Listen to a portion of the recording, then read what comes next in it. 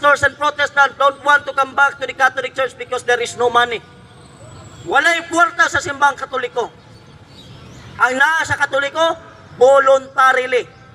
Naana na ninyo, pumapasakop pa mo dire, tanaw ninyo mga kwartahan, may wami mga kwarta eh.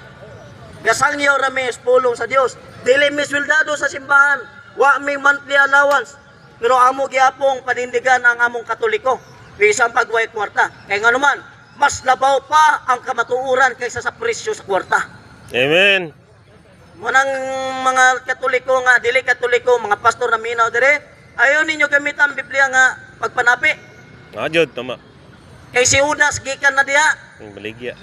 Kinsa may gibaligya ni Judas be? Nganong nakakwarta siya mga pila? Kinsa may gibaligya? Si Kristo.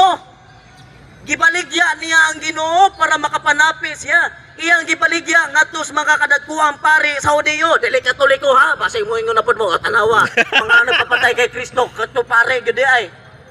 Gibaligya ni Judas si Kristo ngadto sa mga Hudiyo.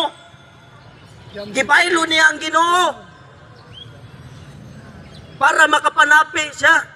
Mo po'y gibuhat sa uban, gibaligya ang Biblia para makapanapi.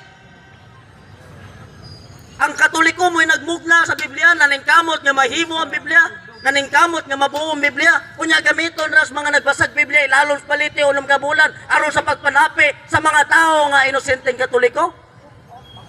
Sakit no, pero may kamaturan. Sakit yun ang kamaturan mga kaigsunan. Pero usay, kinahanglan na to ni Dawatol.